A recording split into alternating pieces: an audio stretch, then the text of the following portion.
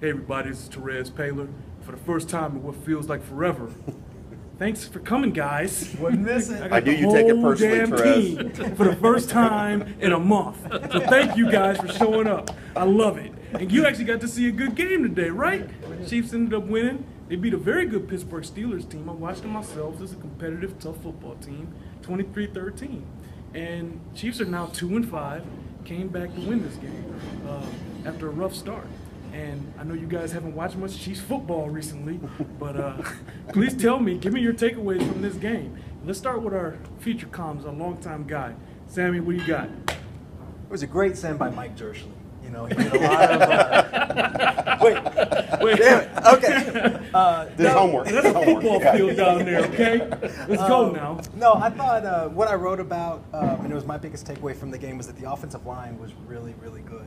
And, you know, coincidence or not, they moved Eric Fisher from right tackle to left tackle. They moved Donald Stevenson from left tackle to the bench. And they had a lot of really good communication. They gave up 2 sacks, but you know, Charkandrick West was 110 yards, I think, and a touchdown.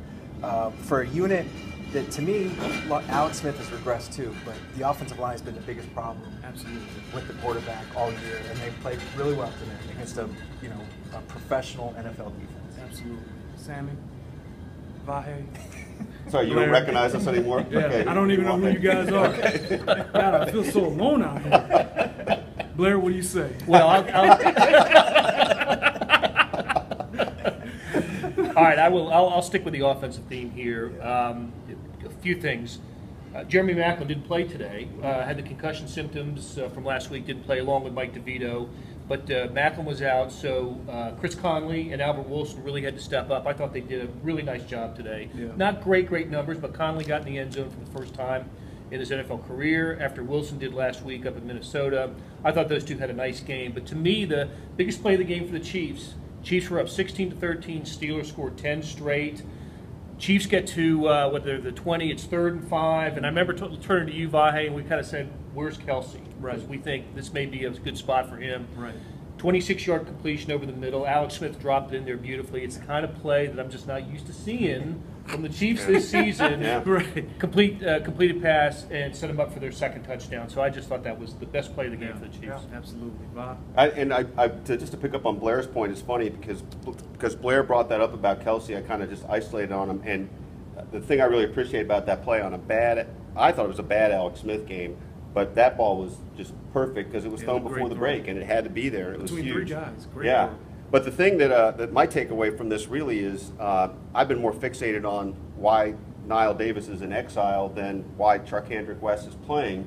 And today, I think in the end, you see the justification for Charkandrick West. He has his first career 100-yard game, scores his first NFL touchdown.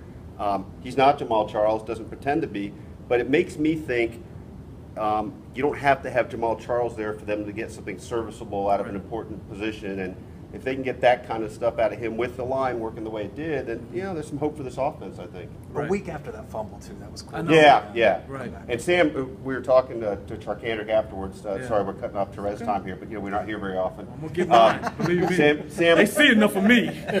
Sam made a great point where we were in the locker room talking to him that last week he stood there and stood up, owned it, and so you appreciate the moment for the guy even more when he was over the moon about what he did. How about the defense, though? We haven't talked about the defense. Right. Well, I'll get to that.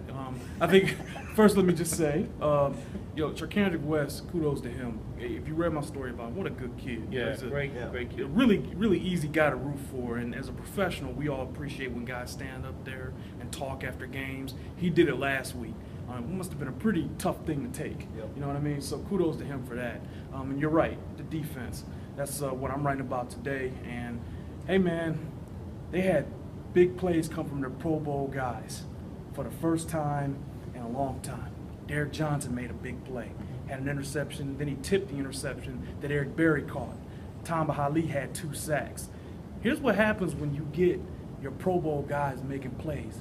They win. What a novel concept. Their defensive guys, like we hadn't seen Derek Johnson or Tom Vahe or really Eric make a lot of impact plays. It's been forever. Yeah. And now look them, lo and behold, they go on ahead and win. Now granted, Pittsburgh did not have Ben Roethlisberger.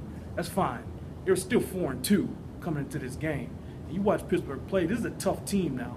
Okay, this is a physical team. They got the mentality. You know, you can't win against Pittsburgh if you're not playing hard and if you're not into it. So I'm going to give Andy Reid credit for that. He kept his guys playing hard through a 1-5 start. So you crush them because of the start, that's fine. I did that too. But give him credit because they beat a good team after a bad start because they don't believe in the guy, they would have quit on him. And they don't beat this team if they quit on him. Right. So kudos to them. Kudos to Kerkhoff West. And also to the defense, those guys, you know, they stepped up big. And if I had the rap triple air horn, if I had my cell phone, I'd give it to those guys. Those are my 3 stars. So it's been great seeing you guys. Hey, you know, Have fun in London.